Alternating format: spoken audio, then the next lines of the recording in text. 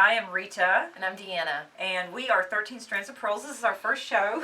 And we're going to talk about, so I'm a travel writer, and you are an armchair traveler, is kind of what you were thinking. And we also talk about love a lot because Deanna and I are really good friends. So it's going to be one of those shows, right? It's going to be real exciting. What are you looking forward to? Okay. So did you want to explain to them what 13 Strands of Pearls means? Yeah, so Deanna and I were doing like some paranormal criminal investigating about a year ago, and we decided that we were going to have a show someday, right? And so I said, well, 13 is my lucky number and it's my nickname, so that was kind of a no-brainer. But the better part of the story is your Well, Strands of pearls is only like a power, stone rock for me, right? Because my grandmother gave me a ring when I was younger, a pearl, and she had an engraved pearl of great price. That's kind of my thing. I have a tattoo that says pearl. Oh, you jewel. do? Yeah, Oh, so that's it's kind cool. of my thing. So that's how, and so I just talk about everything. We have a difficult time being in Dallas. But anyway, let's start with Africa. This is a place that you want to go? I would love to go to Africa. Where in Africa do you want to go? You know what? I've heard there's a difference between the North and South. Can you explain something like complete different culture? So every country has its own culture. This picture actually is a real lion and me on safari in Tanzania. But the places that I recommend to go in Africa would be, well, actually right now, this very minute, I was coming back through immigration from India last week, and I found that they have the Ebola outbreak again in the Congo. And it's also in Tanzania, Uganda, and Rwanda, which Uganda and Rwanda are where you would go see the mountain gorillas. And so that is like a real problem. And so I think Tanzania is more like a safari like here. And Tanzania, Kenya, and Zambia would be like where I would recommend to go for just, good old safaris. But Zambia is the wildest of them. Wow. Because you can still see the wild lions, and I don't know, there's just like some sort of a wildness there that Tanzania and Kenya have sort of lost.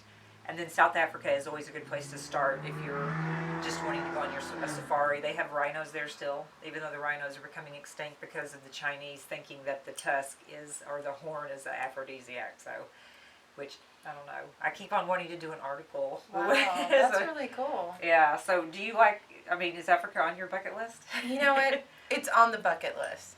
But so are a lot of other places I'm really excited that you've been to. So. I will go for it. So I'm leaving for Mozambique and South Africa, and this will sort of segue into the fact that I'm going with my colleague Guillaume. You know him. Yeah, Guillaume. But I really would like to be going with a boyfriend because it would be a very romantic trip. That would be a romantic what's trip. up with love in Dallas? Like that music video that Dax Shepard did with his wife. Who's Dax Shepard? Dax Shepard, oh my God. He's like a comedian, but he's also an actor. He's married to... Oh, yeah, Kristen Bell? Yes. Kristen Bell. Yes, okay. Yeah. So they did a music video, 80s song, when they're in a safari or in Africa, and so I thought it was really cute. Yeah. It's very romantic. Like the jungle and the rain and... Yeah, what do you think of when you think of... So the northern part of Africa is more Egypt, and it's more of obviously Egypt is touristy, but you're also looking at places like Tunisia and different countries that would not be your first stop in Africa if you were going for tourism, because the southern part is more, where you would do safaris and all that. Like Namibia is a place that a lot of people go. It's very German, and you can see animals there, but they're all behind fences, so it's a lot of conservatories. So, wow. But I would actually just start with Zambia and just go all in. Let's do it. Yeah. I'm down. And they still have wild dogs there too that are really cool. That's really cool. Yeah, but it would be you can you stay in tents, luxury tents, which is really cool because you can hear the lions going by at night. How romantic would that be to be with a man that you actually love? No, I have a friend going to what's the Animal Kingdom in Disney in Orlando, and he was all excited about getting to be on a safari out your window because his hotel was going to be at Animal Kingdom. But I think that's way rad that you're actually going to be in Africa, and what you're describing is what he was describing but experiencing it in Orlando. So wow, yeah, for our folks that can't travel or aren't passport ready, you've got Orlando too, right? Right, exactly. So Yeah, so we want to hear where everybody is interested in Yeah. traveling, because I've maybe been there. You probably have. So what else is going on now?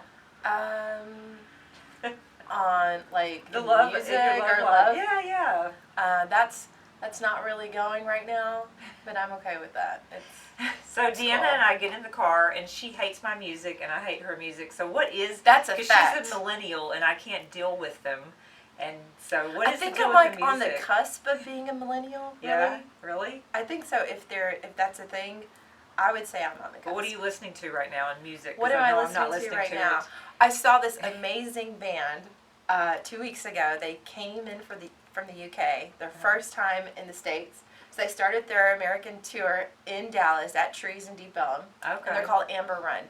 And they're really cool, and like I would like to say their music, their style is kind of like indie jams or indie rock. So Compared to what band here that people would know, like Coldplay? That's not really indie yeah, rock. it kind of has some Coldplay okay. vibes, maybe like a little bit of U2, Okay. a little bit of like that 80s like kind of rock vibe, but then also like real emotional. So it's Uh-huh. like real emotional, inspirational music. I think that kind of where emo was kind of coming out of Okay. to like this indie style. And I know that if you have Spectrum or satellite radio, I think it's like Channel 28. Yeah. I think that's the channel that plays like that type of music I'm listening to. Okay. Or I listen to 91.7 on the regular. What were we listening to last night? It was horrible. What did you say? It was horrible. No, it wasn't. I like to It was. feel and embody the music, especially depending on what my mood is. Well, I do too, but I So- think it's a different idea because, well, I do a lot of mantras. But yeah, that stuff was. So we went to El Phoenix in downtown Dallas last night for dinner. Deanna and I don't get together that much because we're. I did have a great tortilla soup, and it was really good, and we had great service. El Phoenix downtown is probably, it's like pre-prohibition. It's actually in my prohibition book that I wrote about prohibition cocktails. And had you ever been there before? I had never been there before. I'd been to a El Phoenix. I Right. think Waxahachie has one. Yeah, but this is like the authentic one downtown. Yeah, this one was The really first cool. one. Like, Yeah. I really felt like in a moment, like I was like, we could really be in Mexico because Right. like the stone washed walls. Yeah, yeah. And the colors, the artwork that was hung around. It's just been there forever, and I think you mentioned felt that a you lot thought of it might be history. haunted. Did you think there were ghosts there? I mean, You for can any feel- of the yeah. old place, any of these older establishments, probably like I would definitely pick up like a certain vibe, especially if there's like history there. Yeah, there's a lot. I think they have like Enchilada Wednesday, where enchiladas are like $3.99 for what I Oh, have that's cheese cool. enchiladas every time I go. Yeah. Whenever I'm anywhere traveling in the world, I'm always thinking about cheese enchiladas, Tex-Mex Well, with because rice you're and beans. Well, she's So- a Texas girl Yeah, and it's she's like a I can't- I guess vegetarian. it's So well, I eat fish. oh, right. Yeah, so, but I miss that. And whenever anybody says, okay, we've got the best Mexican place for you, I'm like, it has to compare to these cheesy cheese enchiladas Yeah. from El Phoenix that I grew up on, because that is a comfort food for me. Yeah. So I love it. It would have been better if I had had a real like lemonade, like fresh squeeze, with like the pulp still in it. That was like what I needed.